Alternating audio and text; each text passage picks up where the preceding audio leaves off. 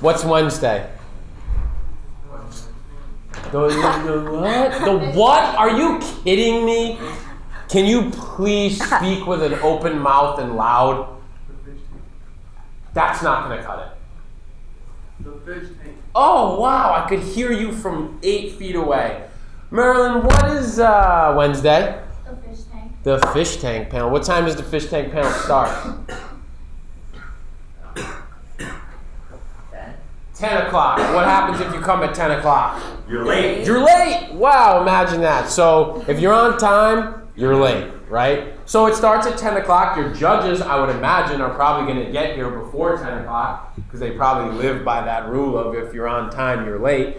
So that might be a good time to meet with them, talk with them, shake their hands, and make a good first impression before the first impression that you're actually going to be making in about 10 minutes. So, fish tank panel. Bless Thank you. you. January 24th, 10 o'clock to 12 p.m. I have sent out a schedule in an email, and begrudgingly, much to my chagrin, I printed it out on paper because not everybody checks their emails. It's really sort of the antithesis of sending an email. We can save the paper, save the color ink, but I've asked and not everybody has seen it. So here is the schedule of events. This is when you are going. Someone asked me a really wonderful question, which was, what's on Wednesday? The fish tank. Can you hear that answer? No. It's not. We can try it again. The fish tank. Okay, I'll give you literally 2 more shots and I'm going to ask you to leave. I need everybody to hear you when I ask you what is on Wednesday. The fish tank. I'm going to just give you 1 more shot to be a little bit louder. This is the last shot. So you should probably make sure that Jody hears you over there. Jody! Hey! Did Jody just hear me? Yeah, I don't care if Jody's talking. What's Wednesday? The fish tank. Thanks. You know why I'm doing this? Because I haven't seen you in 2 days, so I haven't got to practice with you. Here you go. What's on Wednesday? It's a fish tank. It's loud enough, I guess. Everybody have one of these? Yeah. Fantastic. Take a look when you're going. I've tried to schedule it so that you are next to your advisory mate, so that your advisor can come over, see you, hop into the next room, see the next person. If you have any issues with the schedule, please come to me and I'll tell you that there's nothing that I can do about it because that's the way the schedule fell based off of the fact that we have a lot of people in advisories. If you really do have some critical issue with the schedule, come talk to me and we'll see what we can do. So, there's your schedule. What are you wearing on Wednesday? Loud for me, please. Business casual. Business casual. What's business casual look like? Shirt and tie. Shirt and tie's like business. Business Shirt. Casual is button-down shirt, No tie. tucked in. You can wear a tie, please. You can come in a suit, Brian, which I would imagine, look at that smile, which I would imagine you'd be coming in. You are welcome to go as formal as you want. Try to stay away from black tie tuxedo. It just looks a little bit weird. Or like a prom dress gown, again, just looks a little out of place.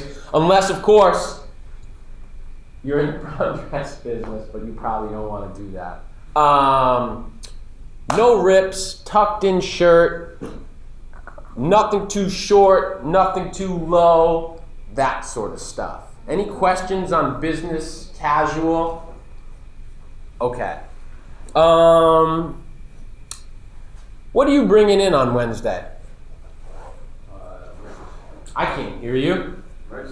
Merchandise. What are you bringing in?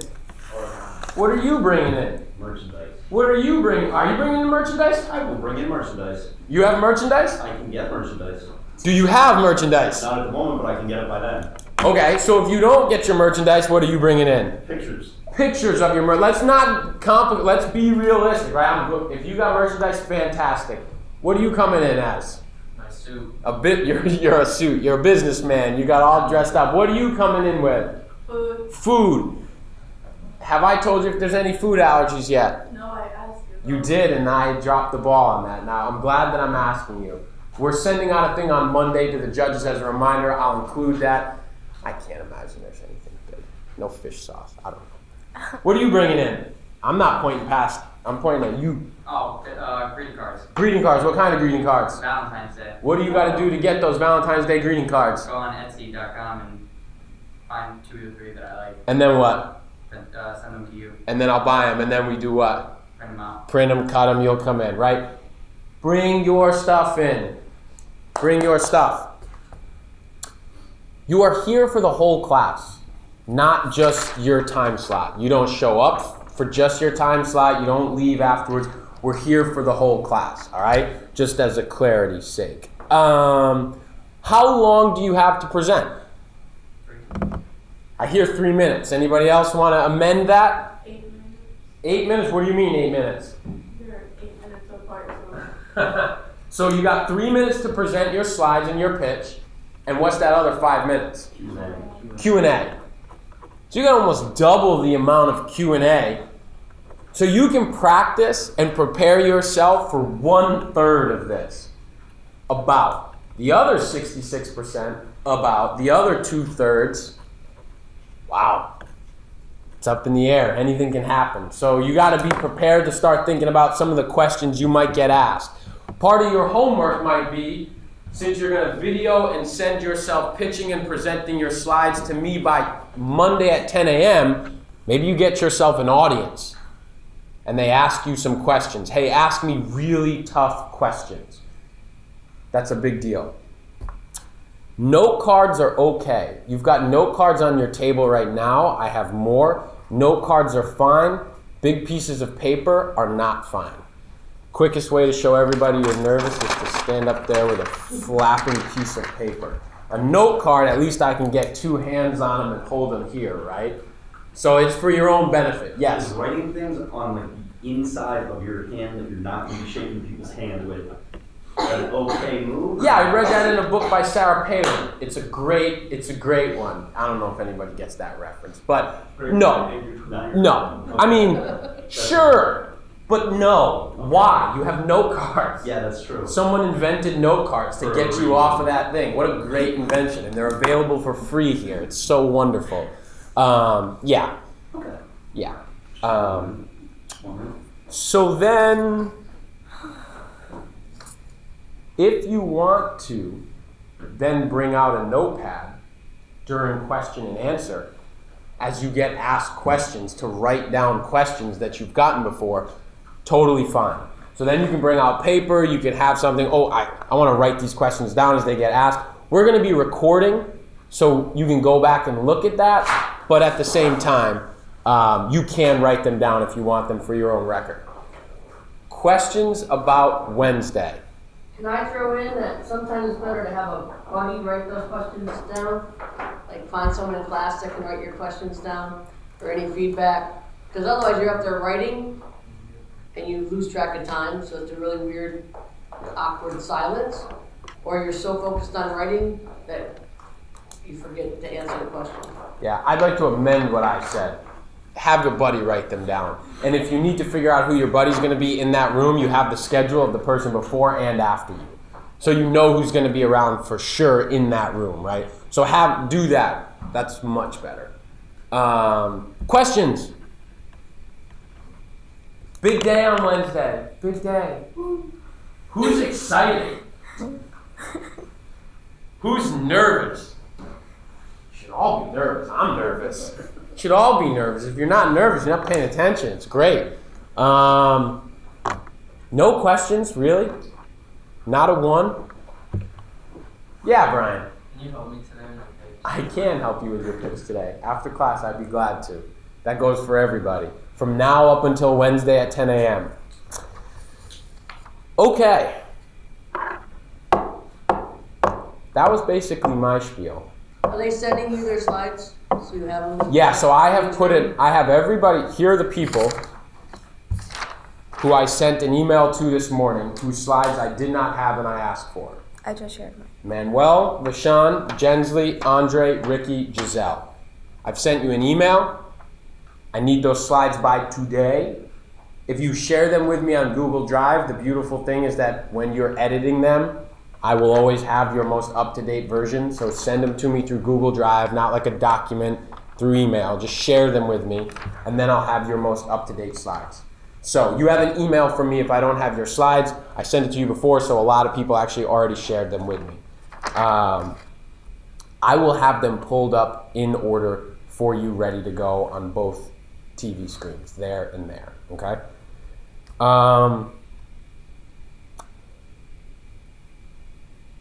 What makes a good story? A big one. A big one. All right, so you're taking a nod from our quote. If you're going to have a story, have a big story or none at all. I'll have you guys journal about that. So a big story. What makes a big story? You need this board? I was going to use that or Oh, yeah, that. cool, thank you. Yeah. Just think of anything you bring. Interesting, not like bland. So it's interesting, it's not bland. What makes an interesting story, not bland? So if you're not taking notes, this is probably the time that you want to start jotting this stuff down. Because we've transitioned into, before we get into that, what makes a good story? Why am I asking you what makes a good story 4 or 5 days before you're about to do a business plan presentation? Anybody? They might ask us that or want to get to know us more. They might want to know what makes a good story. Maybe. But what do you think they're hoping for as they sit their butts in those chairs and watch you present? A good story. I would think they're looking for a good story. You are a storyteller up there. You're a business person. You're an entrepreneur. But you're telling a story. And so I'm going to pop this over here.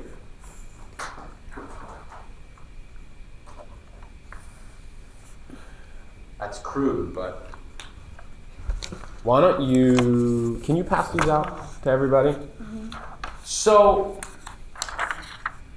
what I just drew up there looks like an upside down, or is just a parabola, or upside down, but really, it's a narrative arc.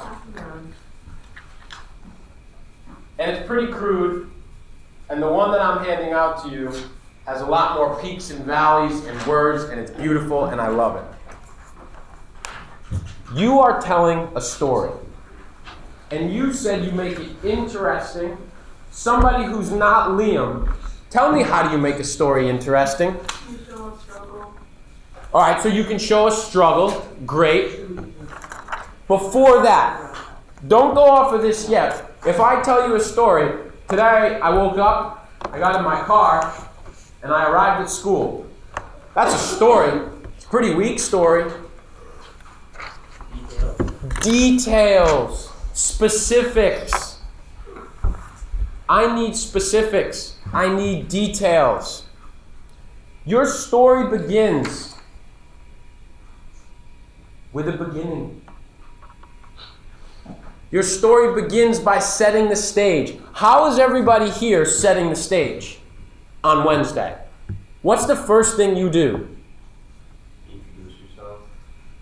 Are you? Okay. So you're introducing yourself up here. I would say that right here, you're Liam, you're Ricky, you're Giselle right here shaking hands. And the minute, I'll always take a handshake. And when you step back, you're now in storyteller mode, right? Here you're you just be you. Here you're still you, but it's your job now to tell a story. And so you're each starting with what? This is not a trick question. Everybody is starting the exact same way. Someone other than these two awesome hands that keep going up. You're stating your problem. You're making a pitch, right? You're making a pitch. And how do we start every pitch? Context, but how? What are the real, actual devices we're using? What's the flow? What's the first thing you do? The exposition. No, I'm talking about the pitch right now. But that's good. I like you using that handout. What? You show your logo. You show your logo? No, before that. Sure, your logo's up. You get their attention. Thank you. Say it loud because it's the right answer.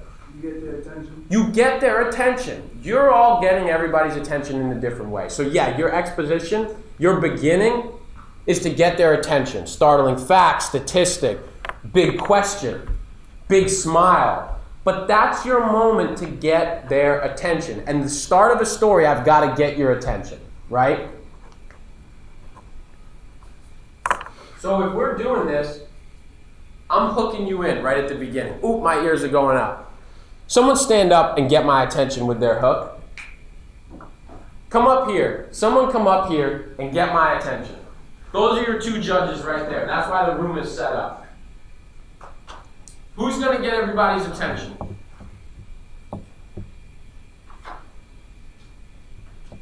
Y'all should take notice of that hand over there. It's not going to be good when it goes to 0.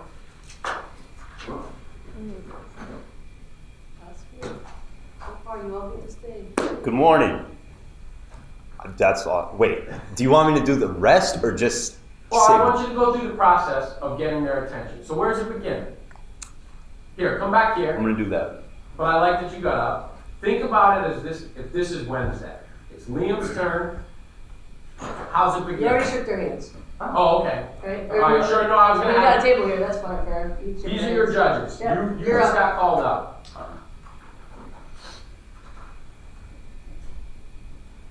The fashion industry in America is worth $80 million. Something else after that, but yeah, I don't know. Hold on. First sentence. Did he get your attention? Are you hooked? I'm not hooked. First of all, it's billion, not million. You're right. So if you want to hit him over the head, hit him over the head, right? And then hit him again. There's a reason it probably came out wrong. Yeah, Why? I'm nervous. You're nervous, right? You can shake their hands and get out some of those jitters, right? So that you know that they're real people Mm-hmm. and that they're just there to help you and they'll smile at you. And then you want to get us our attention, but let me be clear. From this moment to this moment, you don't have to step from here to here and just start speaking. You can take a second. Mhm. Probably don't lift the shirt up. No, not gonna do it. Bang Not on the gonna do belly this like the thing. last time, but That gets. somebody else. That Liam rope, Liam is that- went. Improve on it. Remember, those are your judges, and we're role playing like it's Wednesday. I'm pretty sure Joey's gonna do the hand thing again. It's gonna be great. Y'all should try to figure out what happens when the hand goes to 0 and nobody goes. These are your judges. Practice. You're taking the opportunity. Shake their hands. Say hello. Hello. Hello. Imagine all the stress of planning a wedding, quinceañera, or any special event. A million worries in a crunched amount of time. Did she get your attention? Hooked. I'm hooked. She's smiling. She's loud. She's energetic. I'm in. Somebody who doesn't want to go, get up and go. Practice. You will be so much better if you practice right now. Yeah, James, you weren't here. So these are your judges. You're going to shake their hands. You're going to introduce yourself. Hi, Giselle. Hi, James. You're more nervous than me. Yeah, that's That's true. probably gonna be true, that's a great line. By a show of hands, how many of you have ever had?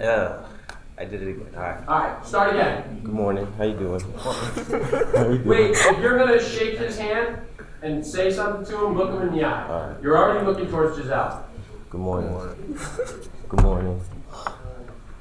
By a show of hands, how many of you have ever had a great idea for a T-shirt? I'm blanking. I'm in. I'm there. I'm waiting. Blanking. What do you got? Take a second. All right.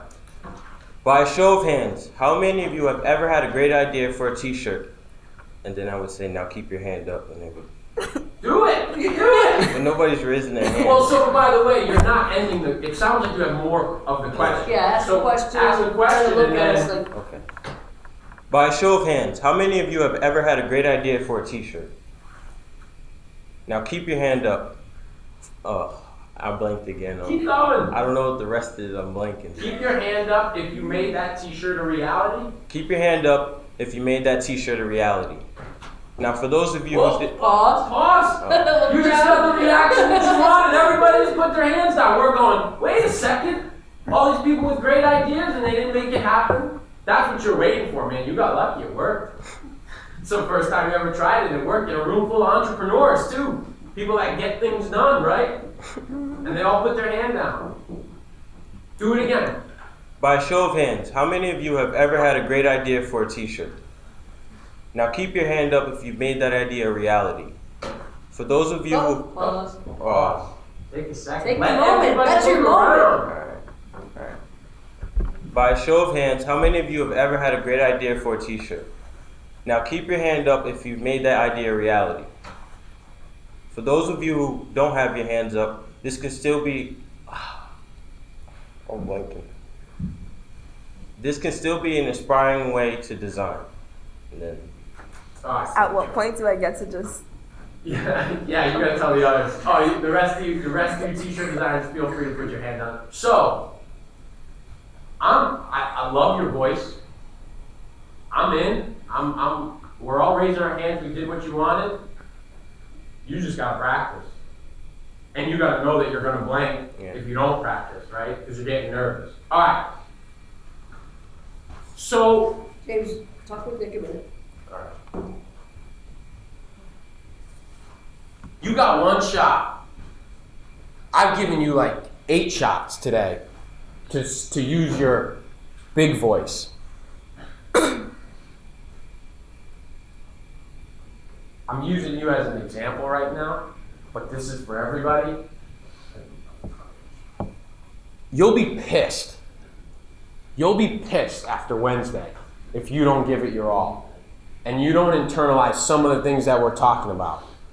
You'll feel like you missed a shot that you had, right? To do the thing that you care about. Do you care about your business? You might actually care about your business more than a lot of people in this room because you're pretty personally connected to it. Show that. Or you'll be pissed. You'll feel like you left something on the table, all right?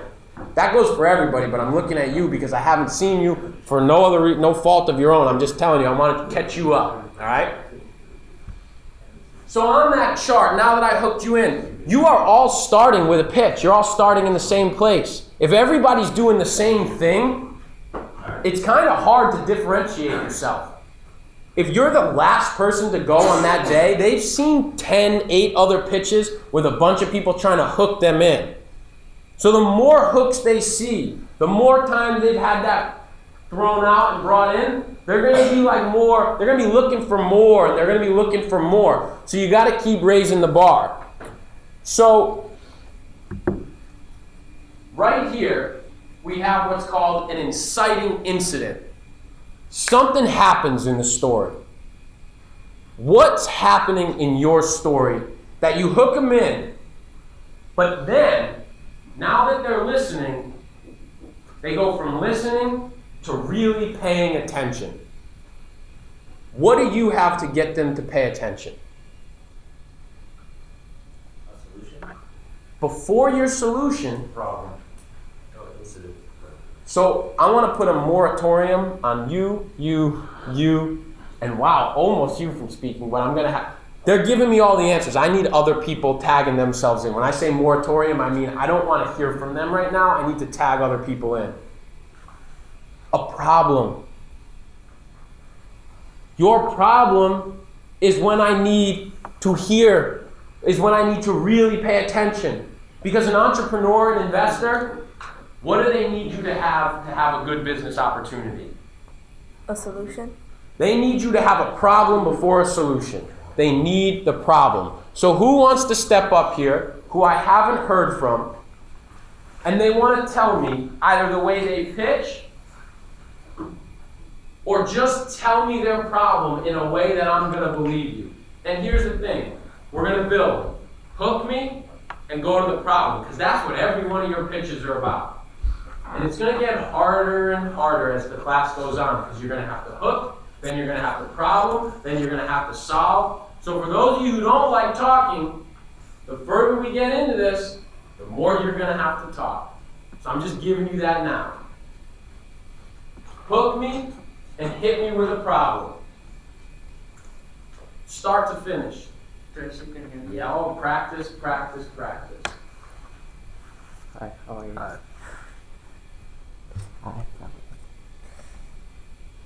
There's this perception in the fashion world that dressing up not only takes a lot of time, but a lot of money.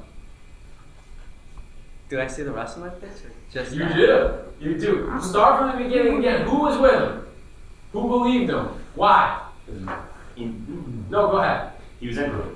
He was into it. Why? Because I looked into it. Because you relate to it? Great.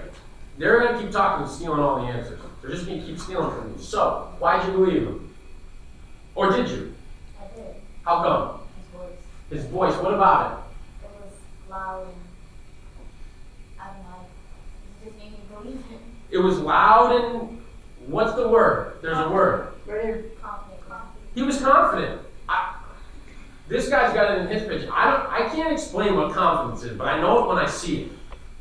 I know it when I see it. I believed you. Hook, line, and sinker, I believed you. So now, knowing that you have us all believing you and you've hooked us in with your confidence, set up the problem. Set up the problem. Start from the top. You don't have to shake their hands. Oh, okay. I think it's this way. There's this perception in the fashion world that dressing up not only takes a lot of time, but a lot of money. My name is Brian Adornis, and I'm here to tell you that perception does not always match reality. Taking, for example, the suit I am wearing here today. Not only do I feel confident, but I also feel confident that you too perceive a well-dressed man as someone wealthy, important, and successful. Have you hit the problem yet? Keep going. I'm a Well, boss. I did in the beginning, but then You I did. got slowly into my. What's he doing?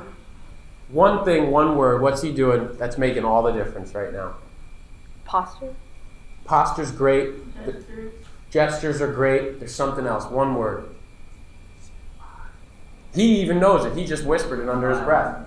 Smile. He's smiling. He has a smile in his voice the whole time. It's like, it's so simple. It's so simple and it's unbelievable how good you look up there. It's unbelievable. It looks like you want to be there. He's just smiling. All right, I'm going to tag you out. Who wants to go? Set up, hook them in. Nick, what do you got? Nope. Oh, sorry. Yeah, please. So now remember what you're doing. You're hooking us in and you're setting up a problem. All right? That's part of that story. Hey, hi, nice to meet you. I'm Gabriel. Hi, how you doing? There are 3 million U.S. citizens who suffer from anxiety each year. And not only that, but 44% of Americans undergo stress. But I have a solution. Something that relaxes the mind and the urge to fidget. Something that has been passed down from generation to generation for centuries. And that is the art of origami. Feedback. One thing that I would want him to do. Yeah, slow down. Everybody's thinking the same thing. Everybody's thinking the same thing. Slow down. You got great words. You're throwing 2 stats at us right off the bat. If you're throwing a stat out, maybe you're a math whiz. Maybe you're able to convert that real quick. But it takes me a second to go, 44%, big, small, what's he talking about? Is that a lot? Okay, yeah, that's a lot. Wow. And then I hear the next stat, 3 million first. You gotta give me time to process. You gotta give me time to process. That's your job as a storyteller, all right? Let's hear it again. Wait. There are 3 million U.S. citizens who suffer from anxiety each year. And not only that, but 44% of Americans undergo stress. But I have a solution. Something that relaxes the mind and the urge to fidget. Something that has been passed down from generation to generation for centuries. And that is the art of origami. What did you write at the end? What did you start to do? He smiled because Jody gave him the cue to smile. When you slow down, what happens? You get serious. You get serious.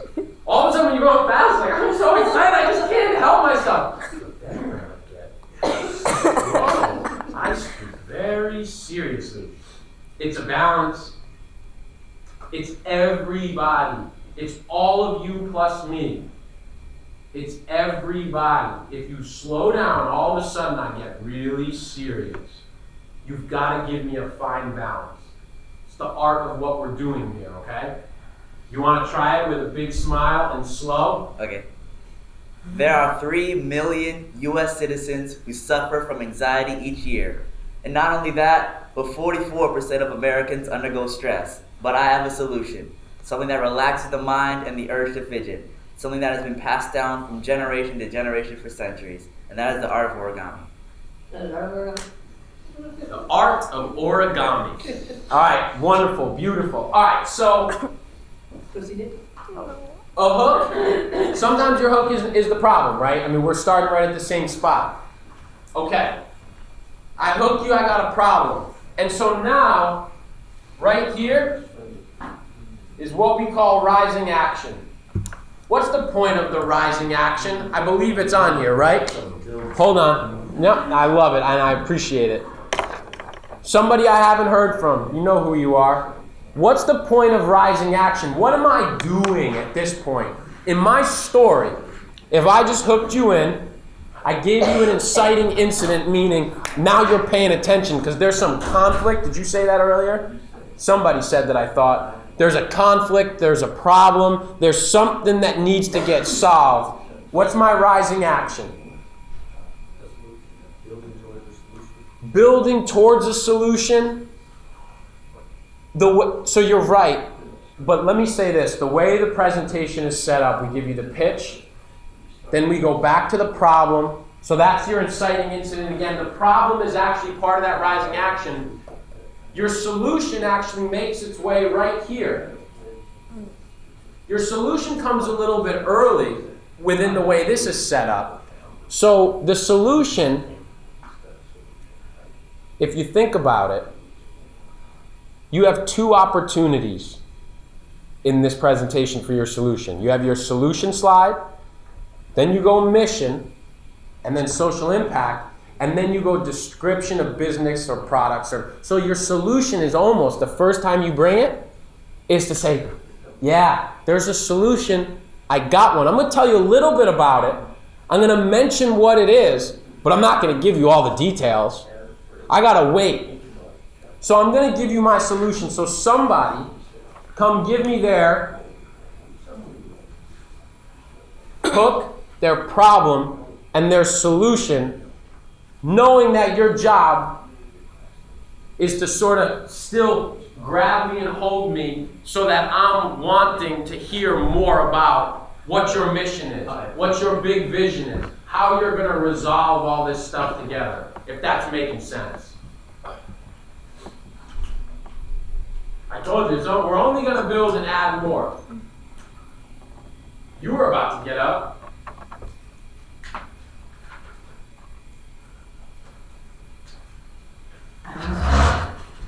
Boom. Boom. To the victor goes the spoils. Okay. So, good morning. How are you? Good. That's a death grip right there.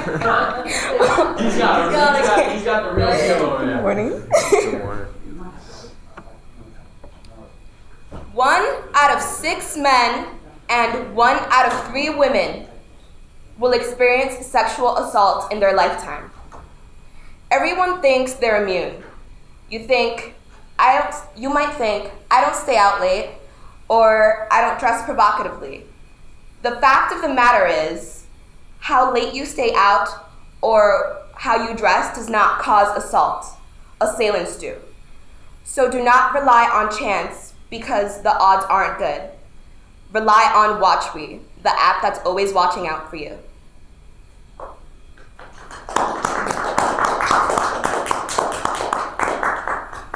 Anybody? Anybody I haven't heard from? There's 2 over here that I love to hear from. There's 3 people over here that I love to hear from. I'm happy to hear from you. Yes. You kind of scared me. I scared you? You were speaking loudly, but I feel like it was way too loud. Too loud? Okay. I feel like I don't know. I feel like it wasn't so much that you were too loud as much as it was like you were loud and not aggressive, but it was like the loudness kind of took away from like enthusiasm and just kind of made it like not yelling, but like a little. Do you feel like I was like yelling at you? It was, yeah, a little bit. You can be honest with me. A little bit. Okay. Yeah, I think that's really all that it needs. It's a little hard to smile. Yeah. I was getting there towards the end. Towards the end, when I get to the resolutions, there will be more smiling. That's So it's funny, you said smile too, and I had given you that feedback to smile, and then it did seem a little odd when you were like anxiety and depression. And then you had smiling. a big smile, right? There's a difference between smiling and speaking with a smile in your voice, right? It's a nuance. It's not perfect. I can't explain it wonderfully, but you don't gotta be beaming about that. So you're right. No. I think You might acknowledge your statistics, Mm-hmm. like, and we did it in a video, which is where I were thinking about it a couple years ago with, one aspirin can save your life if you're having a heart attack. Yeah. That's serious stuff, right? Yeah. It was kind of like at the end, it went, serious stuff. Like we know this is hard, but kind of just trying to bring it back a little to more relatable, personal. Well, I don't know how to explain it either. So it's not scary. Yeah. Not that it should be scary, but more like, not it's this, and this. Serious stuff. That sounds. So you have an opportunity to sneak in a smile when you come to the app. Like, here's the good news. Here's an app. Okay. So you can sneak a smile in there, and then everybody else will figure out this is serious stuff. And it doesn't have to be a big toothy smile. Okay. It can be just a little grin that you've done something to change this. Okay. Thank you. do you want to go again with a little?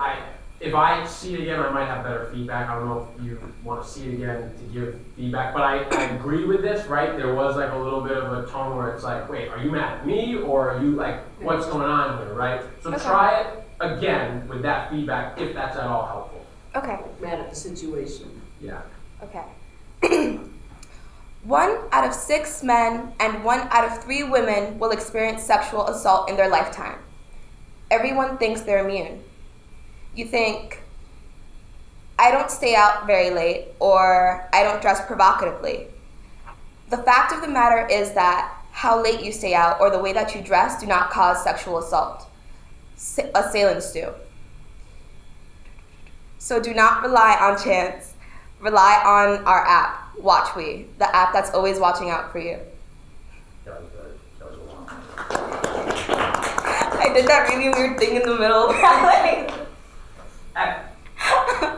The hands left, which I don't mind, but you use your hands nicely. I like how you gesticulated before.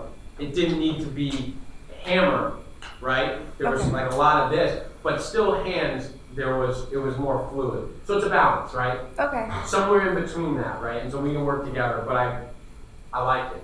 I like where it's headed. Okay. This is the first time we've heard it, which is I think why you got the class. Yeah. Good job. Thank you. So what's interesting is, I do want to say this as we're using this really crude model. So we're kind of getting towards solution, and then we kind of get towards, at this top right here, here's our mission. I've just set up what we're doing. If mission is the big thing, right? It almost could seem like a throwaway slide, like, oh, my mission and my social impact. Your mission, if I give you a mission, I say, Vishant, I gotta send you on a pretty important mission. Does it sound important? This is it. This is everything you are. This is everything you're trying to do put into one sentence. Its job is to bring together the fact that I got your attention, the fact that there's a problem, the fact that there's a solution, and if I had to state in one sentence, maybe two, everything that I'm about, it would be right here. So we actually haven't done a lot of work on the mission. Shame on me. We haven't done a lot of work on saying how important a mission is. So when you get to that point in the slideshow, when you get to that point in the presentation, know that you're right at the top of your story. You're about to start resolving. If you look here, you're going to end up at the resolution. You've got this falling action. So here, I give you my mission. The falling action is, it's a lot less glamorous to hear all the specifics about the business. That's when, as an investor and an entrepreneur, at this point, when I hear your mission, I decide, what am I deciding at that mission point? I hear your mission. What am I deciding right now in that moment? What am I deciding? If I hear your mission, which is what? You have a big mission. No, you got to go louder for me. I got to be able to hear you. To give positivity and inspire young inner city kids to be the best of them. So, I know what you're saying, so I can make out your words, but I gotta be honest, it's not inspiring the level of positivity and inspiration that I think you want it to. And I know that it gets old hearing the same stuff, and I know that this is not showtime, but we gotta act as if. So say it loud and at least a little bit more proud. I said to give positivity and inspiring messages to inner city youth to make them feel like the best of them possible. Okay, so the volume's up, and I already start to believe you more. Now I'd love for that smile that we always see when you walk in, but then you take away from me. Just dangle it there.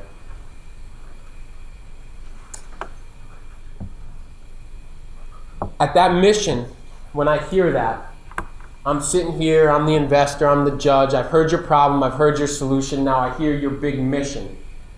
At this point, I've probably made my decision. What's that decision that I've made? What's the decision I've made? What am I there for? What am I sitting in these chairs for? To invest. At this point, I've probably made up my mind. You gotta not blow the rest of it. I mean, if all of a sudden it all comes unraveled, well then okay, maybe I had the wrong idea. But at this point, I'm pretty sure, yeah, I know where this is going.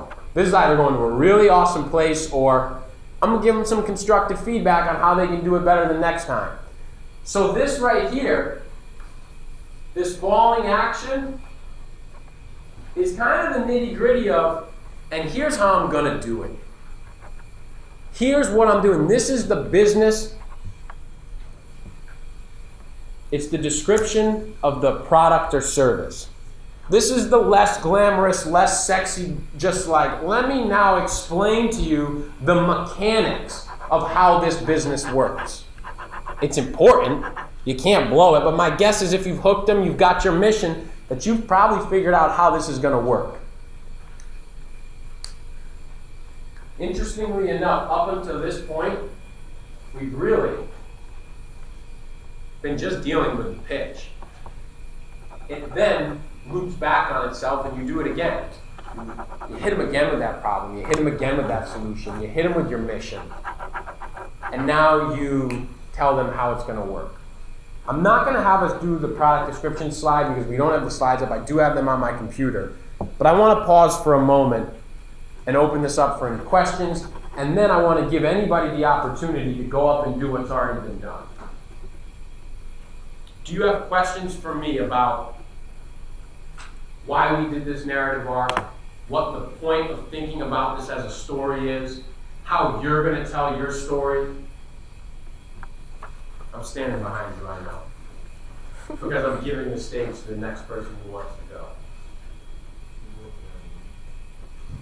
Yeah, you can go if you've already went, because entrepreneurs do more. But I'd like to hear from some people that haven't gone yet. So it seems like Maryland's rising to the occasion.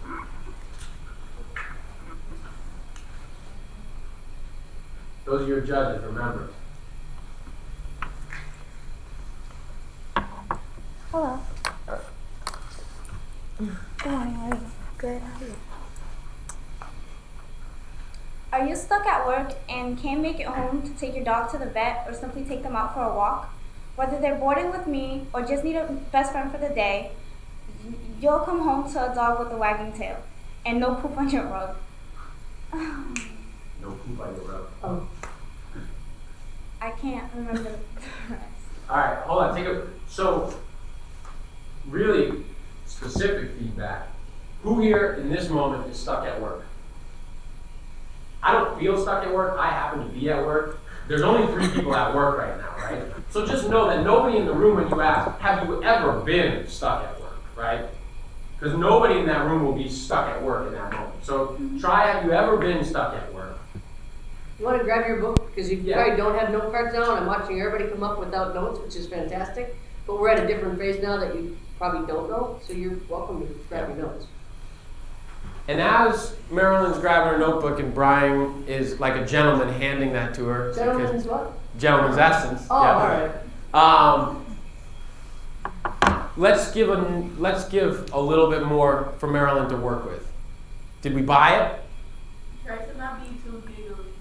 I was very distracted by your hands. It's hard to say poop without laughing, but try not to.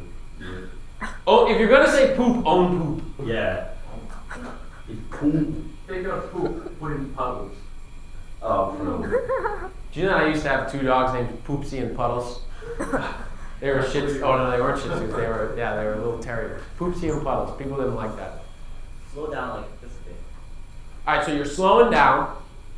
You're changing that. Have you ever been stuck at work? And if you're gonna say poop without a smile. And if you're not gonna say poop, say puddles, because it's softer and easier. So I might do the puddles. Take a second to internalize all that. Why don't you shake your judge's hands again? It'll give you a moment. Hello. Hello, good morning. Good morning. Have you ever been stuck at work and couldn't make it home to drive your pet to the vet or simply take them out for a walk? Whether they're boarding with me or just need a best friend for the day, you'll come home to a dog with a wagging tail, and no poop on your rug. I'm confident you will find your dog's home away from home here at Parks and Recreation, where we put the safety and happiness of your pets first.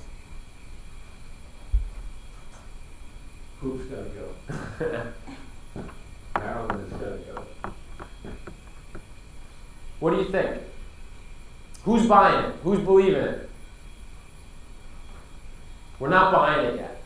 And it's funny because It's a work in progress because now we're changing like the whole. Absolutely right. So here's what I would say. Whenever you know it, we buy it, right? So now, and you know that. So your job now, let's make sure, before you commit it to memory over the weekend, which I know that you will, let's make the tweaks, whether it's poop's gotta go, or whether we gotta add a line or two, or change some words. Let's get that done after class so that you can go into the weekend with it, and then we can trust and believe in it, right? I would just say louder and more of a smile, and this is for Giselle and you, and of course for everybody. But one thing that I think you did, Giselle, that I thought was good, and maybe it just came naturally in that second round, is if it wasn't like, I'm mad about this situation, you switched it over to, I'm empathetic about this situation. Like, I could feel care in your voice rather than I'm mad about it versus I care deeply about this and I want to do something about it. When you talk about animals and dogs, I always see care in your, I always hear that you care, right? And that will show as well. So that's what I would be looking for, is like really deeply caring for those animals. Who's next?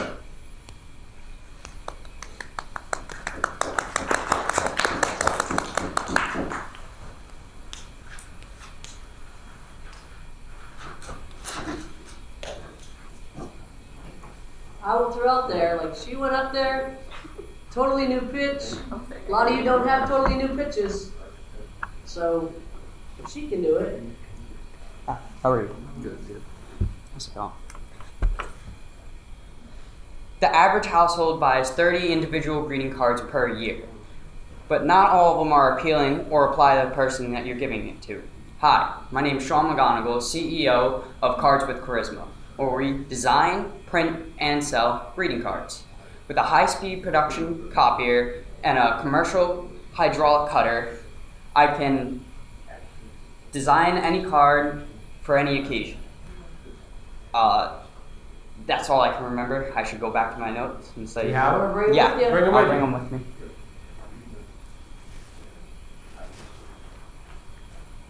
Start from the top.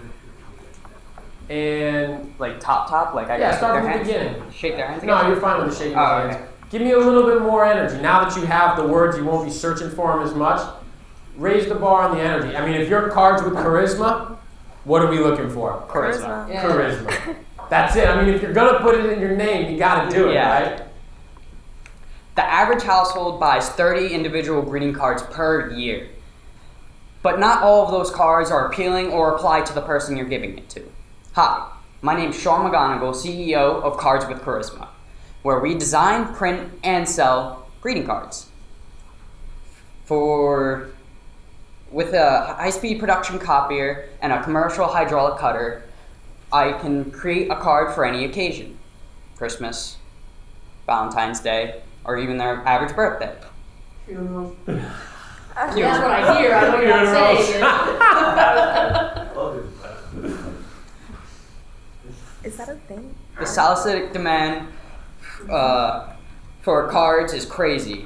I know when my customers will need a Valentine's Day card or St. Patrick's Day card. It's a predictable demand, and I know with outgoing charisma that I can get these cards out there, which didn't have much charisma, but that was the ending. All right, let's hear it. What do you got? When you were listing the holidays that you made cards for, I was like, is he upset? You didn't hear Jody's joke? Funeral. Yeah. Many cards. That's all I do, but I'll call them Christmas and Valentine's. Yeah. Some more charisma. I think so. What do you got? Put some statistics in there. When you're talking about the orders for Christmas greeting cards, maybe put some statistics of how many of prison Americans buy greeting cards every now and then. How many greeting cards does the average household purchase? 30. Said 30. How many greeting cards does the average household purchase? Loud, I can't hear you. 43 or something. Jensley? 47. 58. Do your first 3 lines. Do your first line. Yeah, is it the first line? The average household buys 30 individual greeting cards per year. Okay, so it didn't translate, right? We got 57, 47, 140,000, right? So we missed the mark there, right? Yeah. I think in Person part. in front got it. Yeah, right? Just how it got it. In part because you said context. Stories are about context. You come out of the gate with no context, right? Like, I don't realize we're talking about greeting cards right away, so I haven't tuned my mind to be. So maybe we can add something in. Greeting cards are big business. Greeting cards is the first word I hear. Okay, we're talking about greeting cards now, so that's just, now we're going to listen. The second thing is, to follow on to Giselle's point, you did the same thing earlier when you listed Christmas, those things. When you say, we make greeting cards. Greeting cards, right?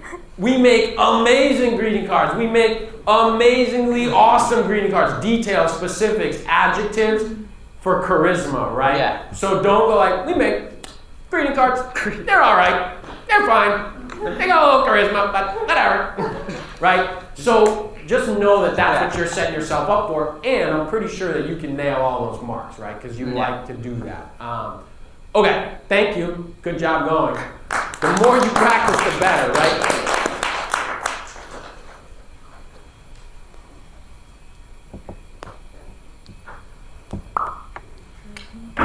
What would Patrick Stewart? What was the justice's name? Potter Stewart. Anybody else got a pitch that they wanna demo? How are you not going? I don't get it. How are you not going? I don't get it. Go ahead. All right, he's going to take the stage. Morning, judges. Williams. Good morning. I don't know this, so Don't I do don't that. need to go.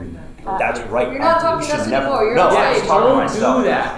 We're Can you beyond imagine that. going to your favorite movie and all of a sudden in the middle of the movie the guy's like, oh, I forgot my line. But I'm going to be right back to you. Yeah. I don't love this script, but I did the movie anyway. All right? This is not me saying. The U.S. fashion industry is worth $315 billion and expected to grow a modest 1.8% over the next 10 years. However, there is a segment of this market experiencing massive growth: lifestyle brands.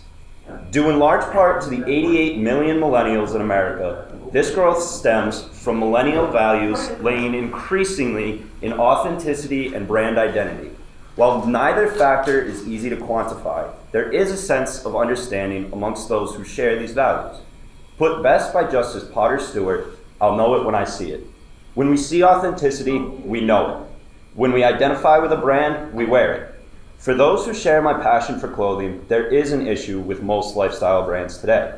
Every day, new brands are popping up, but they stand for nothing. My name is Liam Gannon, and today I bring you Lost Boys. Thank you. Dedicated to thoughtful design and quality products, my brand creates a lifestyle which the youth of today can feel they belong to. Lost Boys brings more to the world than simply a lifestyle, though. My brand carries a message as well. The world can be a more beautiful place. Thank you. Thank you. All right. Yeah. No. Hold on. Dramatic, non-dramatic reading. You didn't even look. You just knew. You said, hold on. You sound? What? Sorry, I got a motion from the camera person. Did you get a motion from the camera person? I also want to say something. I'm confused as to what's happening. She wants to break the fourth wall. Okay, do it. It sounds like an essay. It does. Yeah. Yeah, not just because of the length, but because of how it's written. All right. I feel weird filming you, but also. That's, no, fair enough. But yeah. All right. Who here would like to second Laura's comment? I would like to second Laura's comment. Yeah. I mean, so. Leah, you don't get to raise your hand. Oh. Because That's that just right, means- because that just What? diminishes. Yeah. Well, she brought up a valid point. I was agreeing with it. You agree with anything. Like, then why didn't you do it different if you agree? Well, because I didn't see it until she said it. Okay. I'm gonna let that be what it is. Anything else? Yes. I noticed you were still reading while you were saying your name. Do you not like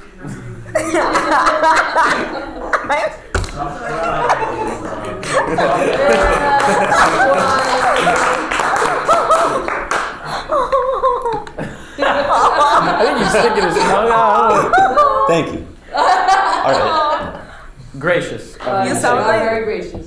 You sound almost as serious as I do in the beginning of my pitch. And I'm talking about sexual assault. You're talking about clothes, dude. Like, Okay. it is. Yeah, I should definitely flow a lot more and not sound like I'm reading a book out loud. Just not so serious. I think that Laura makes a good point around it's part the way it's written, but I don't know that we know that yet. Okay. I definitely think there are moments Where where it got the a writing's little- going to yeah. change, but I think with a little bit more pizzazz and emphasis and heart and care, it Yeah. might read a little different when it comes up. It could come off that page. It was long too, but I don't even know if it was long because it just felt long. It just Yeah. felt long. All right. Okay. It's more about practicing out loud. It's Yeah. more about knowing what you want to do. All right, who's next? I don't know if Jody finished this. Why don't you do the first three lines? No, just do the first 3 lines, like it's not being read. Like, see what that looks like. Let's see if there's any difference. The U.S. fashion industry is worth $315 billion and expected to grow a modest 1.8% over the next 10 years. Within this market, there is a segment, however, that's experiencing massive growth: lifestyle brands. I'm gonna stop you there, right? I mean, it still feels like reading, and Okay. there's no, like, that's your hook. It's not hooking anybody yet. Okay. It probably needs to be written stronger, and so by the way, we wrote this together, so Yeah. let's take the blame together, right? But at the same, so I think it needs to be written stronger, but then also the delivery as Yeah. well. But I think it might be the words, Okay. to Laura's point. Do you ever define what a lifestyle brand is? No. So you, all right, never mind. No, okay. No, we'll talk. We'll talk.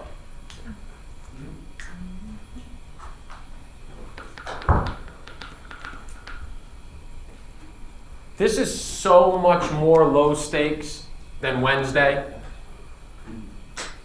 You can only get better. You'll only feel more confident, more comfortable if you've gone up, done this.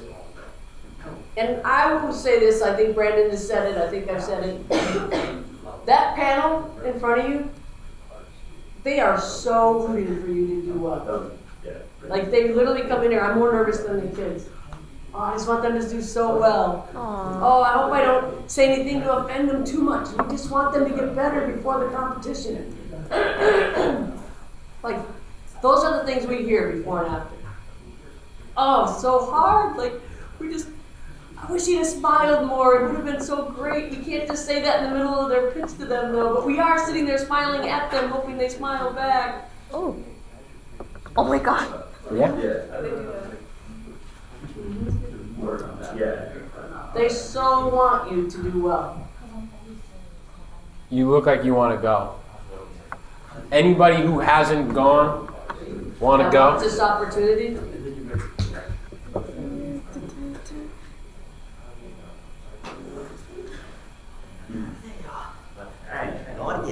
You should call him. Yeah, you. I'm working on this. Nice to meet you. Nice to meet you. Hello. There are 3 million U.S. citizens who suffer from anxiety each year. And not only that, but 44% of Americans undergo stress. I have a solution. Something that relaxes the mind and the urge to fidget. Something that has been passed down from generation to generation. And that is the Japanese art of origami. Hi, my name is Gabriel Mullings, origami artist, entrepreneur, and founder of Art of the Crane, a company that provides both product and services in the exciting world of origami. I make and sell unique and creative origami products, from roses to ornaments, from earrings to hearts. You want it, I've got it. Don't like what you see? No problem. I also custom order origami to fit your description. That's not it. No. Keep going. Oh. Take a breath. Get back. That's not it. I mean, I saw Jody's thing that I did. Oh, you're gonna see a lot of that. I mean, I guess I have to figure out what to do with my hands. So. Try holding them behind your If you want it, we've got it. Oh yeah, okay. If you want it, I've got it. Don't like what you see? No problem. I also custom order origami to fit your description. Wait. I do really. Okay, I'll also teach a class that will not only help and inspire others to learn origami as well, but to help those who can't relax to relax, one person at a time. Thank you. Feedback. All I have to say is I feel like I'm always about to play rock, paper, scissors with you. This and I get distracted. Like I'm hearing your words and I'm interested, but I'm also looking at your hands because you're doing this every 5 seconds. So I'm not big into comparing, right? You're all uniquely different and qualified. But if you can just kind of, the word would be identify, right? Maybe different situation for you, but what do you see or not see for yourself? Do you think he just looked at his pitch and came up there and did that today? No. Right? What happens that you can come up there and pretty much get through 2 minutes? A lot of practice outside of class and in class. Like it shows to me. There's no way you did that by just looking at over your notes, right? Have you done this out loud to people and places? I did it for Pick Me Up on Wednesday in front of Quad. Think about that. Would you be up at Pick Me Up? Right? So maybe not compare it to, well, I wouldn't do Pick Me Up, but you might think, oh, I can see how that is when I do it in front of my friends or my family, or I'm talking to myself in the mirror. Or my advisory. Yeah. Right? But the more you do that, Can you finish a small piece of origami? Yeah, I've been without looking at it? Yeah, I've been practicing like talking. No. And Can you make the last 1 or 2 folds in a piece of origami without looking at it? Yeah. Yeah, so bring a piece of origami out there. yeah, this has been an ongoing conversation. And then put it on the table, because you're still not telling people what origami is. So I'll tell you what I said to you and what I just said to Liam. You can't expect that the judges know what origami is. You hope they do. You can't expect that they know who Potter Stewart was. You hope they do. But you gotta, don't leave them hanging out there. This guy's talking about brain surgery, I don't know. A piece of paper in your hand, I think you can make that work really hard. Put it on the table for the judges and then handcuff yourself. Yeah, so maybe it's not the whole piece like we talked about, as you're putting something together, you're talking, but it could be that you only need 2 more folds. So when you say origami, all of a sudden it's like blah blah origami, boom, there it is, or something. So this is an interesting one where you're in an interesting spot, which is everybody's asking for something that you can kind of do but can't yet do. And my guess is that those judges are going to ask you the exact same thing. It's just a pattern. And so now it's your choice. Am I gonna figure out how to do this? Or am I prepared to tell them when they ask me, I tried that, but I couldn't make it happen? Because that's gonna be the option. They're gonna ask you, hey, do you think you could have done, like everybody asks for it, right? And it might be like, I totally wanted to do that. I've practiced for hours. It's just impossible for me right now to get my mind in the right place to give the pitch and do. There's this big long explanation of no, I can't do it versus I just went home and figured out how to do it, right? And then they get what they want, right? So just know you're probably going to get that. What you choose to do and what you're able to do, it's not for any of us to decide, right? Like it might be impossible. Like it might be impossible. But my guess is based off of your skill, it's not. They're going to ask. Was a big long-winded way of saying you're going to get asked. And the movie, like, let's be clear, there is a point for those that qualify and want to go to the black box for the competition. The judges get your business plans a week ahead of time. But for this particular presentation, we don't tell them what your business is. We don't tell them where you're at with trying to get your story told. Like, it's all very fresh to them so that you can get the freshest feedback possible without any influence. But to Brandon's point, if you're hearing the same feedback, we're just human beings. Like, you're probably going to hear the same feedback then from them as well. Thank you. Thanks. Anybody else want to go for a second time, or anybody else want to go for a first time?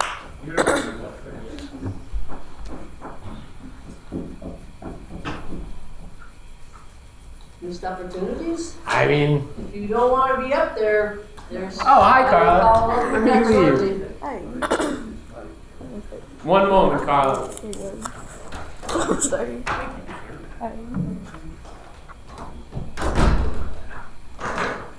Sorry. That's your stage now. Imagine all the stress of planning a wedding, quinceañera, or any special event. 1,000,000 worries in a crunched amount of time. Don't let food be one of them. Carlita Sabor can help you with that. We will provide authentic Guatemalan and Ecuadorian food that will cater to your needs. We'll give your guests the home-cooked sabor with foods such as arroz con gandules or ceviche con tostones. Now, you may be wondering, why would I trust a 16-year-old to cater my special day? Not only have I been working in the food industry for 2 years and been cooking for 10 years, but I'm sorry. Can I start over? No, keep going and then start over.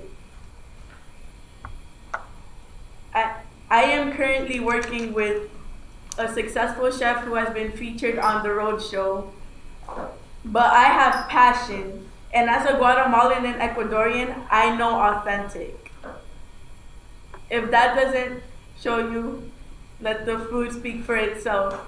Call us to make any event delicious. Thank you. My name is Carla Diaz. What foods do you make or talk about in that? Arroz con gandules and ceviche with tostones. They're not going to know what you're talking about. I don't know what you're talking. I mean, I think there's rice in there or something. Yeah. Rice and beans.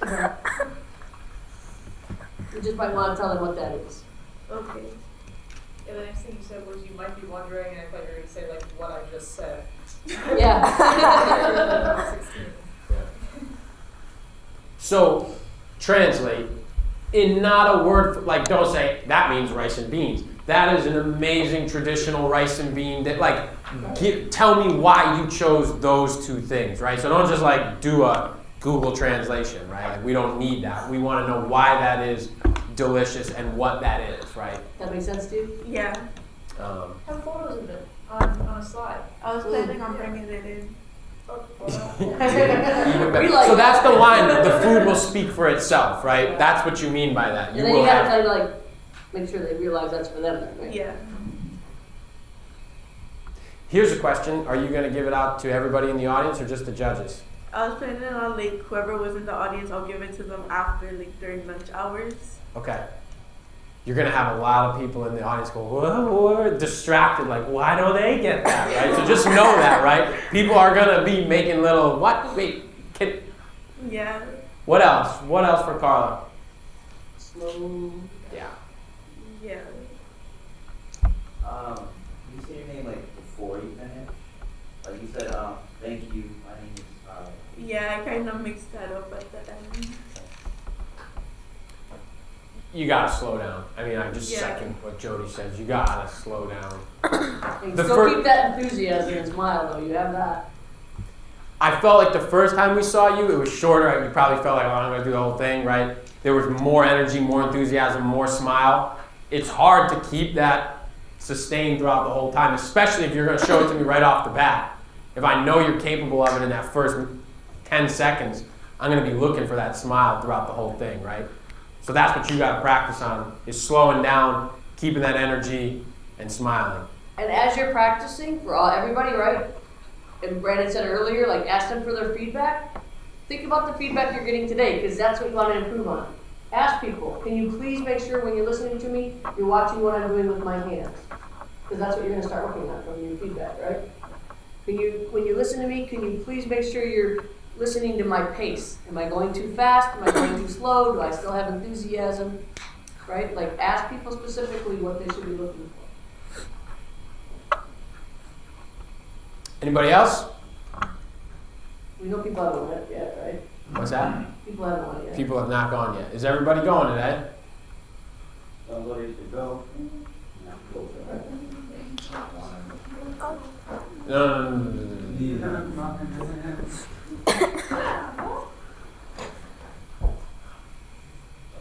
If you haven't went yet, you can go. Like, go. In class, please. That's the deal. We've said it a few times, way before this class. It's not a surprise. So if you have not went yet, we are asking you to leave at this point.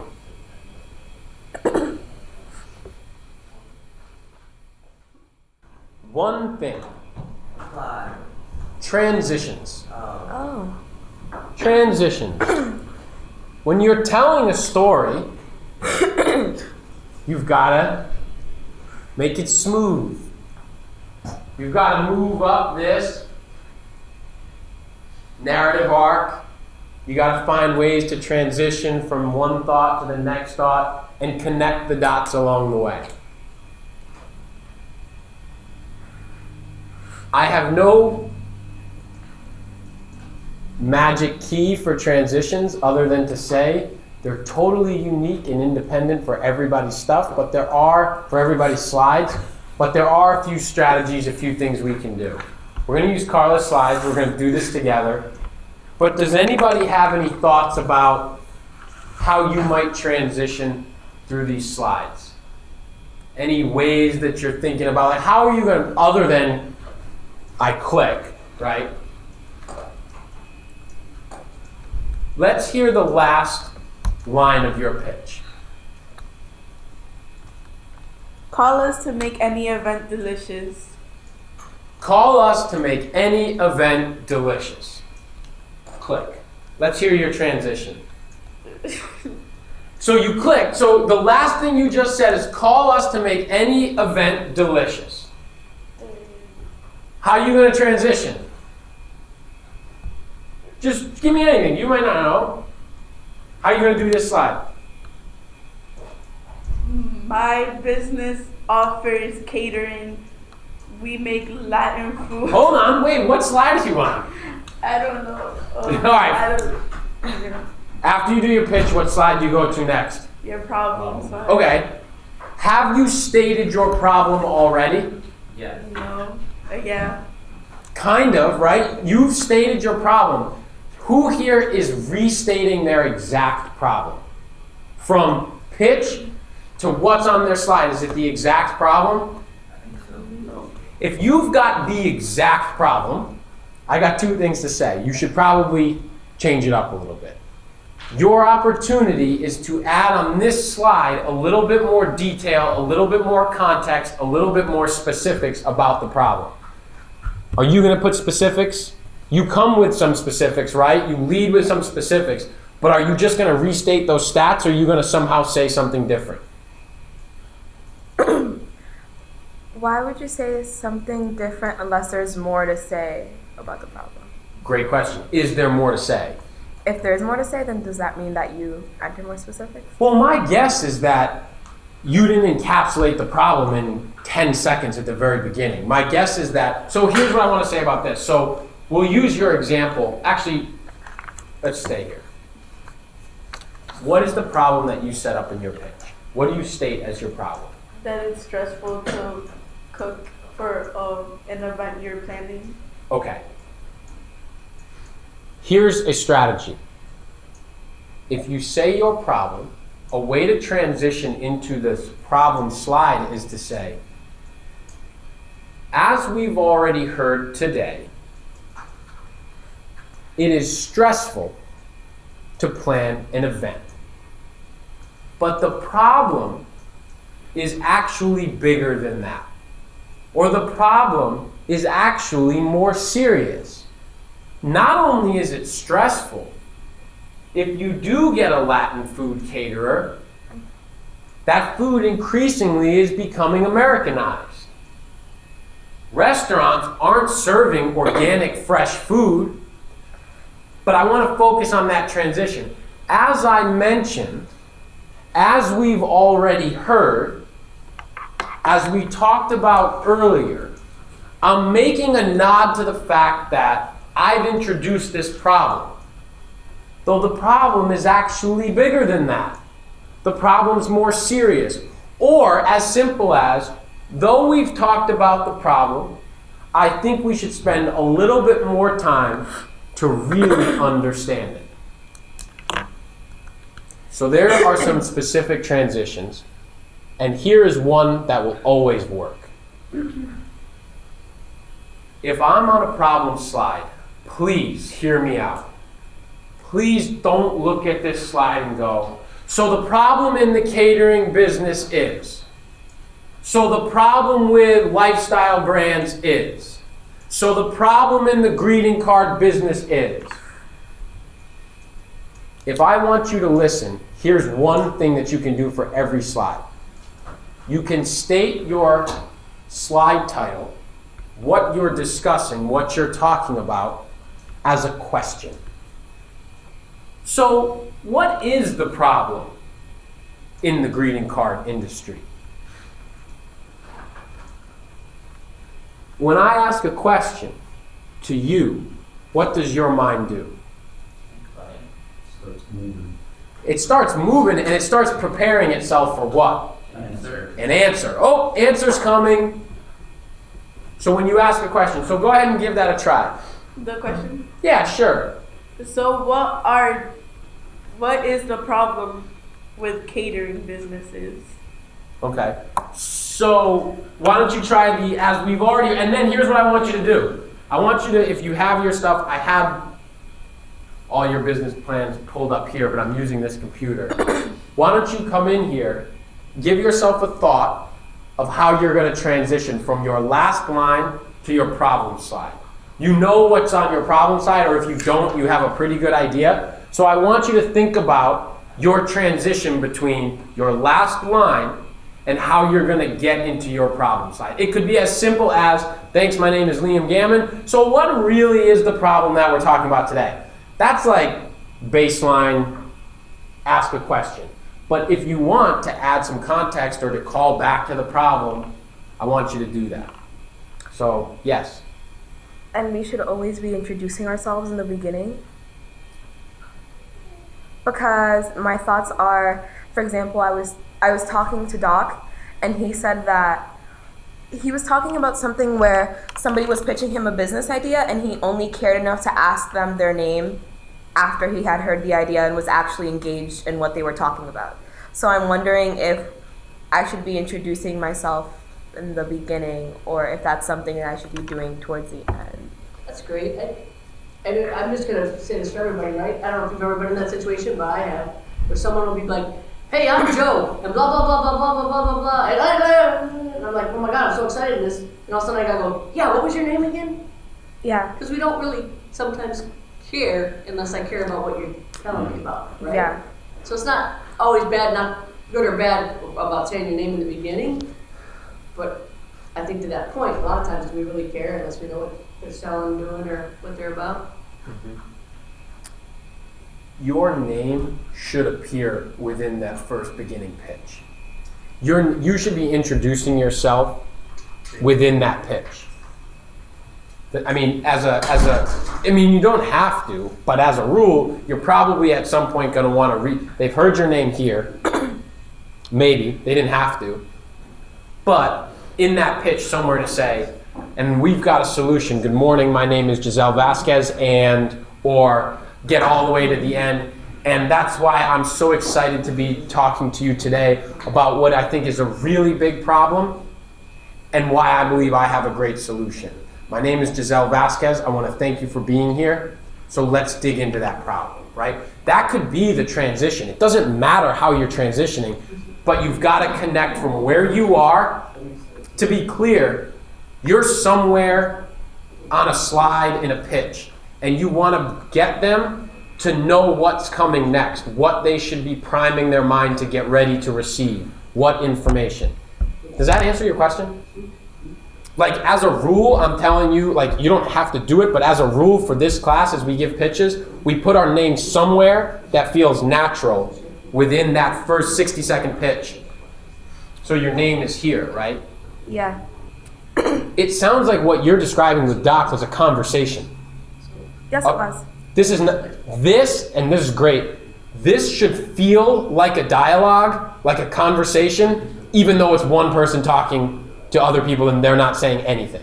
Mm-hmm. And the way to make that feel like a dialogue is to ask them questions. So you might be wondering, how big really is this problem? You're going to give them the answer, but you kind of tagged them in. Let's hear your transition from, I keep going here, from your last line to your problem slide. Call us to make any event delicious. My name is Carla Diaz. Thank you for your time. So, can you do that? Can you do thank you for your time? Do I say my name is Carla Diaz? And then I just transition? How? What's your transition? Get rid of it and thank you for your time because you're not done yet, right? Yeah, do I just say thank you? My name is Carla Diaz. No, I would keep going. You don't have to say thank you yet because you're still going. So I say my name is Carla Diaz, and then I just... My name is Carla Diaz, and how are you getting onto that next slide? What are you saying to connect those dots? I'm going to take you off stage for a second for you to think about it so not everybody's staring at you. Who wants to go up and connect a dot? This guy's up. He's blown by you, right? You want your slides up? Yes, please. All right.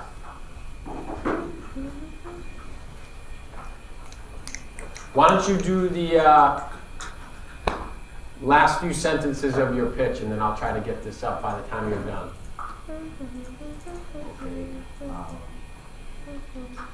Okay.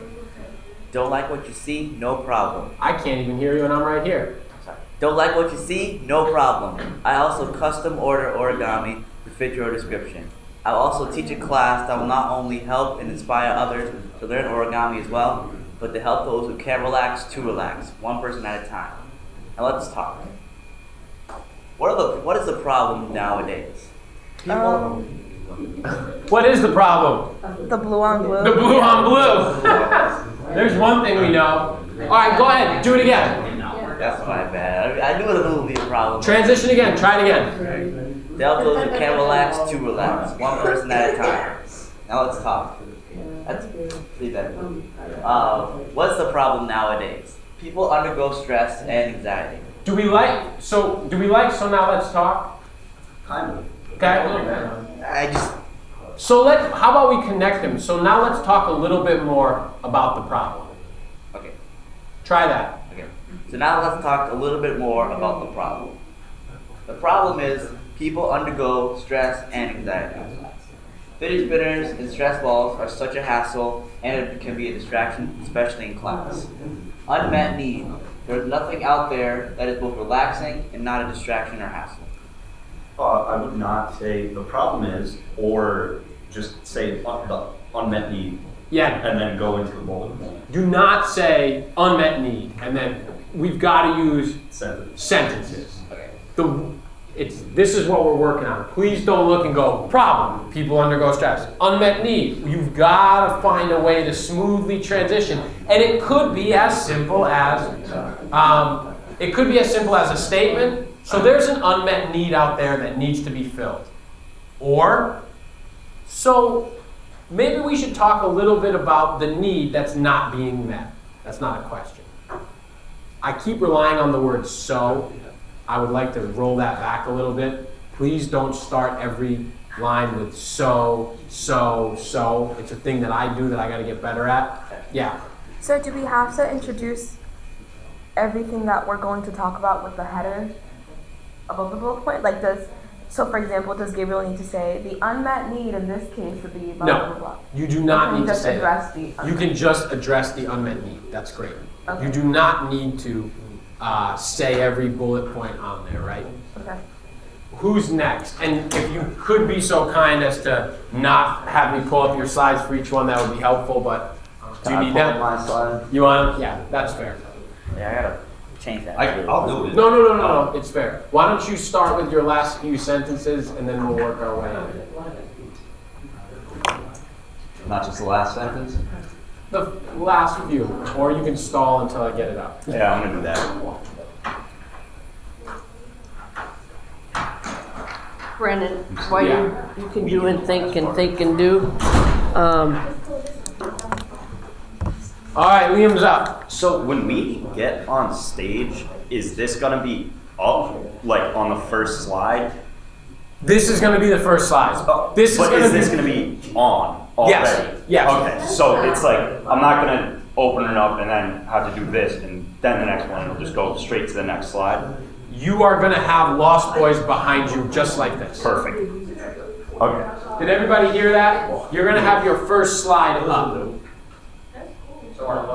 Your logo and your name is gonna be there.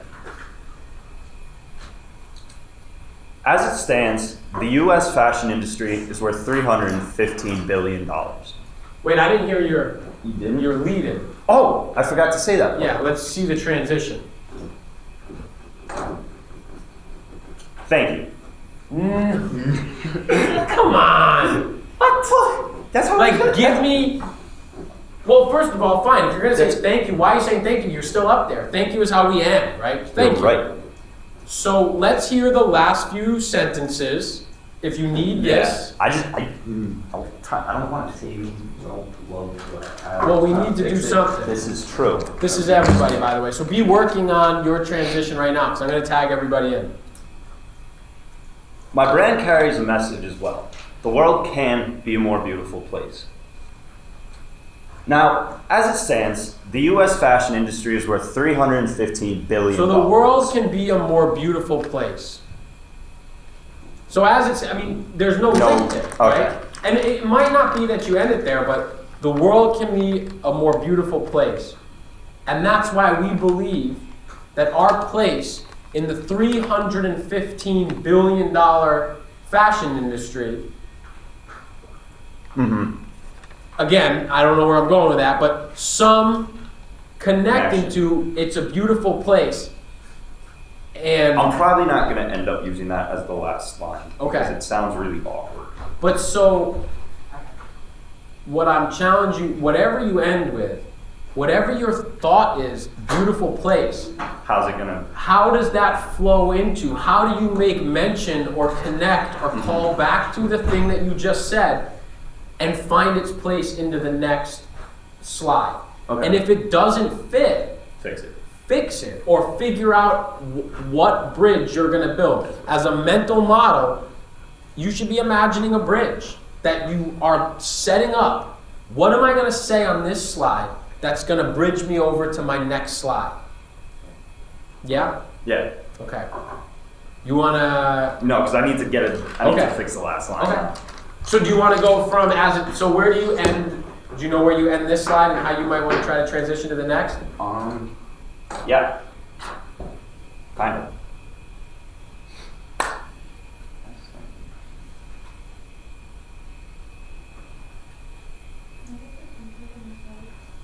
Yeah. No. Not yet. Okay. So if you go into that Yes. room, the two big brown tables towards the back of the wall, the one closest to this wall, the drawer, they're in there.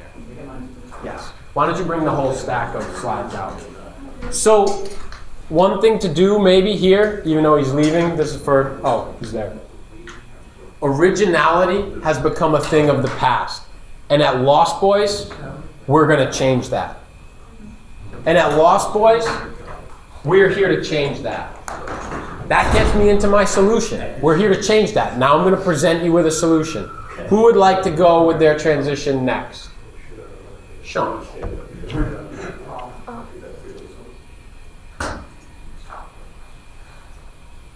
Yeah. I didn't go.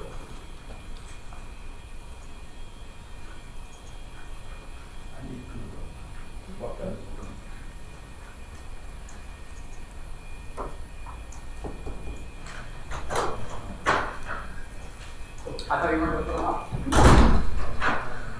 It seems like people want them up. So what's the first thing we notice? It's a very, very blurry. Very They blurry. didn't capitalize attractive or hard. And Yep, I just noticed The that. attractive greeting card should probably be underneath cards with charisma. I didn't realize it was going to be that blurry up stage. All right, but that's not what we're doing here today. So let's hear your transition. Last few sentences, roll into your problem. It's always a predictable demand, and I know with the outgoing charisma that I have, I can get these cards out there. And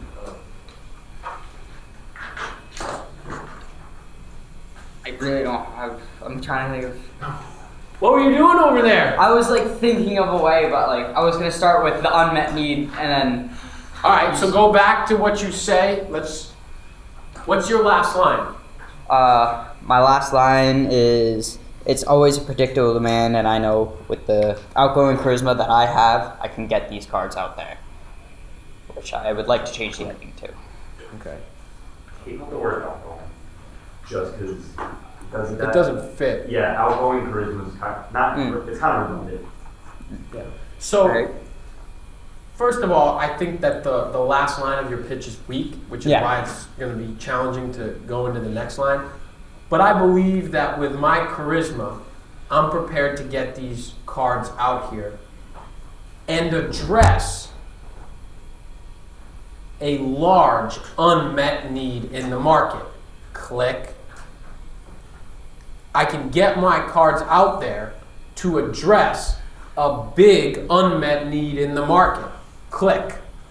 Now I'm going to talk to you about that unmet need, right? So why don't you try that and then click through and see if that works. Okay. And again, make this. These are your. I'm giving you a suggestion. Yeah. You go sit down and make this yours, right? Yeah.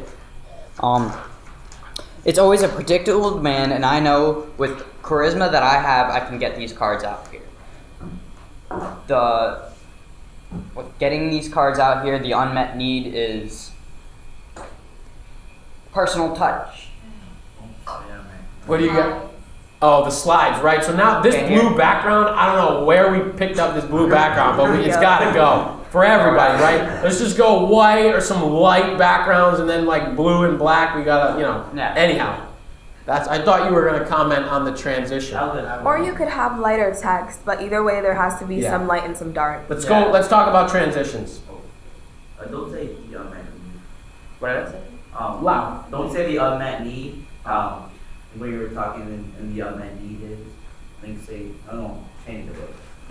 To give a specific, if unmet need is here, you should be saying unmet need here before you even get there. And then when you click, it's like this beautiful, amazing thing, like, oh, we just got there. So as in, and I believe with my charisma, I can get these cards out there to address a huge unmet need in the marketplace. I'm here. I know that unmet need is coming next. I know where I'm going before I go there, right? To address a huge unmet need in the marketplace. Because as we've already talked about, greeting cards don't have a personal touch. They're not relevant to the person that you give them to. And they can be cheesy or boring. You're setting yourself up on the slide before to transition into the next thought. Is that clear? So like you should be making a nod before you click the slide to what's coming next. All right? Jot some notes down. Marilyn, you want to go next? You guess so. Yeah. Do you want your slides up there? Great. That's a no. I love that answer.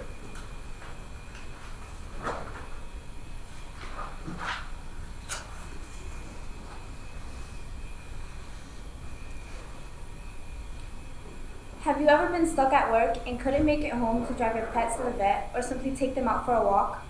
Whether they're boarding with me or just need a best friend for the day, with my 2 years of experience in dog care, you'll come home to a dog with a wagging tail and no accidents on your rug.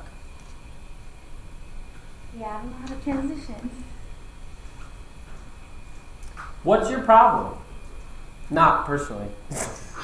What's your problem in your business? Bored dogs and busy people. Okay. So say your last line for me. You'll come home to a dog with a wagging tail and no accidents on your rug. So you'll come home to a... That's just the middle part because I still have to work on the ending. But you'll come home to a dog with a wagging tail and no accidents on the rug. And no accidents on the rug. You're kind of like leaving out a problem. Well, so what is the... And so your problem is, why do you get accidents on the rug? Because the dogs... You would get accidents on your rug if the dogs were home alone with nobody there because you're busy. Okay, so there is your... That's part of your bridge. So if you're going to end with accidents on the rug, and if you've ever had a dog, you know that the reason or the big problem is that we can't get home in time to let them out, or we can't be there to give them enough attention. And that's why we end up with accidents on the rug, unhappy dogs, dogs that bark too much, like dogs that need attention. So you're setting up from where you were, which is if you don't get home, you're going to have an unhappy dog. And we all know what the problem with an unhappy dog is. Accidents on the rug. But it doesn't just stop there, does it? Is it just poop and pee on the rug? No. What is the bigger concern for the dog? They're going to be like depressed inside. Right. So, but the problem doesn't stop there. Click. Though the problem doesn't stop there. Click. Unhappy or dogs that don't get enough attention become depressed. Lead to this, right? So you're just finding the bridge from you got poop on your rug to there's a bigger problem. Though that's not the only problem. I'm just throwing out a few different transitions, right? Who wants to give one?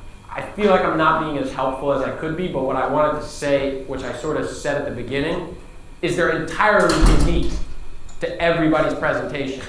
But the formula is, where am I ending on the slide before, and where am I beginning on my next slide? And what is a thought that I can use to connect those two beginning and end places? I'll be happy to work with everybody on transitions, probably starting on Monday.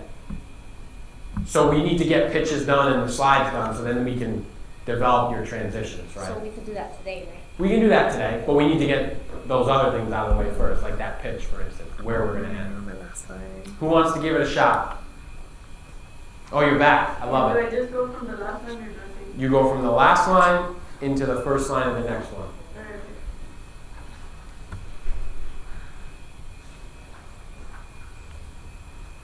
Call us to make any event delicious. My name is Carla Diaz. Say like you want me to actually believe you. Say like you're actually giving the presentation. Call us to make any event delicious. My name is Carla Diaz. As I said before, for an event, As I said before, cooking for an event you plan can be very stressful. Now let's talk about problems found within food catering businesses. Even when you go to other Latin catering businesses, it's being Americanized. Okay. So they got some first. While we've already heard the problems with, or while we've already heard about the stress of an event, that's not the only problem in the catering industry, or that's not the only problem that come along with event planning. I know that I said this and I want to balance this out.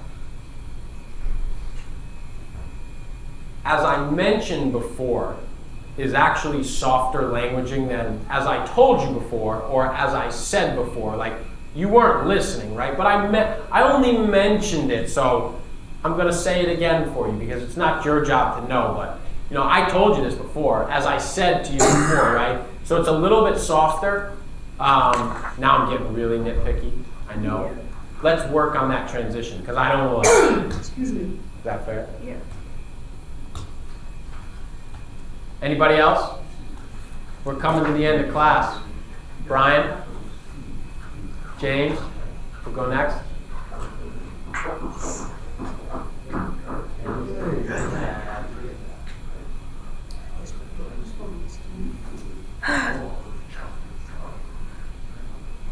So I just say my last sentence? Yep. Last sentence, last two, whichever one. I just say my slogan at the end. Wherever you end. So if you want to dress like a gentleman and spend like a penny pincher, choose Gentleman Essence. I don't really have a chance at that. I was gonna say the problem, but I don't like how that is now that. Well, take a shot. I mean, you've got to have something. You went up. I mean, give me something to work with. What do you think? What feels right? I liked how you mentioned how I mentioned before, because my first bullet point. Okay, is so how give it a it's shot expensive. and let's see if it works. So if you want to dress like a gentleman and spend like a penny pincher, choose Gentleman Essence. As I mentioned before, a problem with dressing up is that professional attire could be expensive at some times. It is a transition.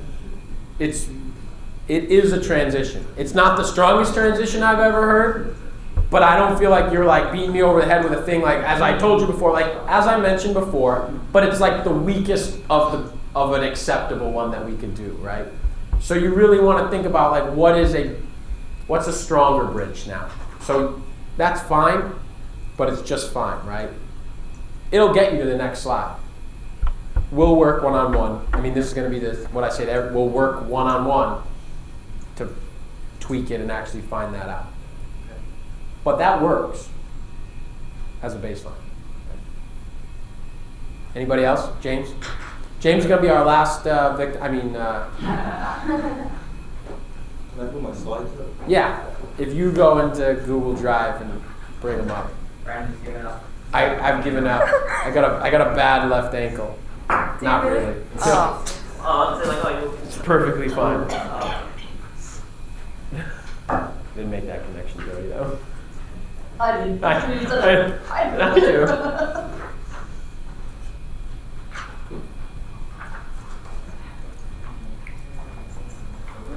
Bring us home, James. Bring us home. Home, James. It's a thing, right? That is James. That's what I mean. This is James's island.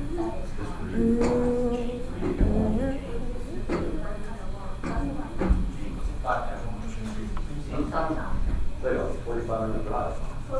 Oh. If you could do that, it would be totally I was around one day. I was like, dude, one day I'm just gonna ski all the way to like that's it. We're gonna see what happens. So you're gonna look on the side of the highway. Honestly, you could, because if you go through like Cranston and then Warwick, you just go down the Post Road. All right, James, get their attention. I almost said good afternoon. It is afternoon. Good afternoon. All right. So last one, right? Yes. Everybody keeps asking the same I gotta question. make sure. I help customers take their small ideas and turn them into big realities. Because at Scrap, even the smallest pieces amount to something. Now let's take a step back and talk more specifics on our problem.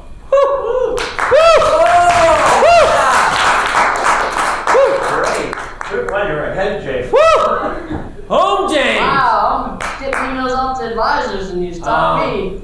Yeah, that just seemed natural. I don't know where you're going, but let's take a step back and talk more specifics. If that's great, I love it. We're all gonna, I got it. We're taking a step back and we're gonna talk specifics. I'm ready. I can't. Time, resources, and experience. All problems that first-time designers have. And then I don't know. Great, I love it. Nice job. Thank you.